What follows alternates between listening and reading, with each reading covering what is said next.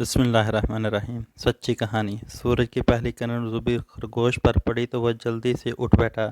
آج تو مجھے بہت سے کام کرنے ہیں، یہ خیال آتے ہی خرگوش نے بستر سے چھلانگ لگائی۔ اس نے سوچا کہ سب سے پہلے وہ ناشتے کا سامان لائے گا، پھر اپنے گھر کی صفائی کرے گا۔ کل صبح اس کی پیاری خالہ اس سے ملنے آنے والی تھیں۔ خالہ کافی دنوں بعد اس سے ملنے آ رہی تھی۔ زوبی نے خالہ کے لیے ایک اچھی سی دعوت کا انتظام کیا۔ اس نے لال چھڑی ہاتھ میں لی، سر پر ہیٹ پہنا اور بازار کی طرف چل پڑا۔ پہلی دکان لومڑ خالو کی تھی۔ اس نے وہاں سے گاجر اور سیب خریدے۔ یہ آج میرے کھانے کے لیے کافی ہوں گے، زوبی نے سوچا اور لومڑ خالو کو پیسے ادا کر کے گھر آ گیا۔ پہلے اس نے ناشتہ کیا، پھر گھر کو دھویا، جو چادریں میلی تھیں انہیں بدلا۔ کام کرتے کرتے دوپہر کے کھانے کا وقت ہو گیا۔ اس نے کھانا کھایا، کافی کام نپٹ چکا تھا، بس اب اسے دعوت کے سامان لانا تھا۔ پہلے اسے پھول خریدنے تھے۔ وہ تیز تیز قدم اٹھاتا جا رہا تھا کہ وہ اچانک اس کے کانوں میں کراہنے کی آواز آئی۔ ارے یہ کس کی آواز ہے؟ زوبی چونک اٹھا۔ اس نے غور کیا اور بولا، یہ آواز تو گدڑ کے گھر سے آ رہی ہے۔ وہ فوراً گدڑ کے گھر میں داخل ہوا۔ گدڑ نانا اپنے پلنگ پر لیٹے ہوئے تھے۔ وہ ایک ہاتھ سے میز پر رکھا پانی کا گلاس لینے کی کوشش کر رہے تھے۔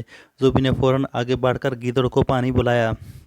انہیں اس وقت تیز بخار تھا۔ گدڑ نے لذرتی آواز میں کچھ کھانے کو مانگا۔ زوبی خرگوش نے دل ہی دل میں اپنے آپ کی ملامت کی کہ پہلے کیوں نہ آ گیا، وقت تیزی سے گزر تھا۔ لیکن زوبی گدڑ کو اس حالت میں چھوڑ کر جا بھی نہیں سکتا تھا۔ اس نے کچن میں دیکھا، وہاں کچھ بھی نہیں تھا۔ وہ فوراً بازار سے گوشت لے کر آیا اور گدڑ نانا کو کھلا دیا۔ اس کے بعد وہ ڈاکٹر کے پاس پہنچا۔ کافی وقت گزر گیا، دھوپ بھی بہت تیز تھی۔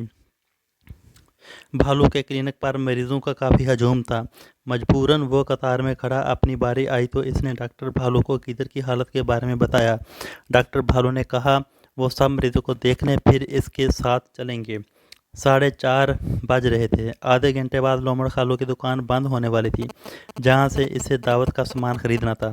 زوبی مایوس ہو گیا۔ جب وہ ڈاکٹر بھالو کے ساتھ گدڑ نانا کے گھر پہنچا تو اس کی حالت بڑی خراب تھی۔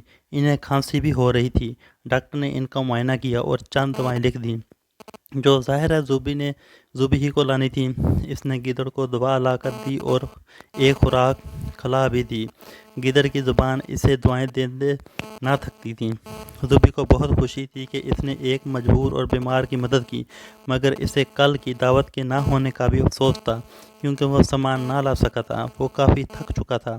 پھر وہ گھر کی طرف چل پڑا۔ گھر کے قریب پہنچ کر اس نے دیکھا کہ ایک بڑا سا بنڈل پڑا ہے، جس کے اوپر خوبصورت پھولوں کا گلدستہ بھی رکھا تھا۔ وہ حیران تھا کہ پاس والے گھر سے پڑوسی خرگوش نکلا اور خط دیتے ہوئے بولا، زوبی تمہاری خالہ آئی تھیں، وہ بہت جلدی میں تھیں، یہ خط اور سامان دے گئی ہیں۔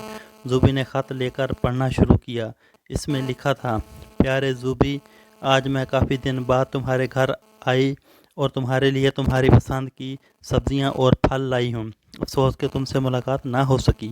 اس وقت میں جلدی میں ہوں، پھر کبھی آؤں گی، تمہاری خالہ۔ زوبی خوشی سے اچھل پڑا۔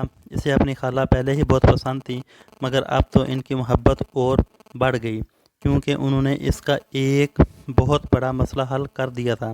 واقعی کسی کی مدد کرنا رائے گاں نہیں جاتا۔ زوبی کو اس کی محنت اور خدمت کا صلہ مل گیا تھا۔ اس کی نظروں میں گدڑ کا کمزور چہرہ گھومنے لگا، جو اسے دعائیں دیتے نہیں تھکتے تھے۔ تو سچ ہے، کسی کی مدد کرنے سے اپنی مدد ہوتی ہے۔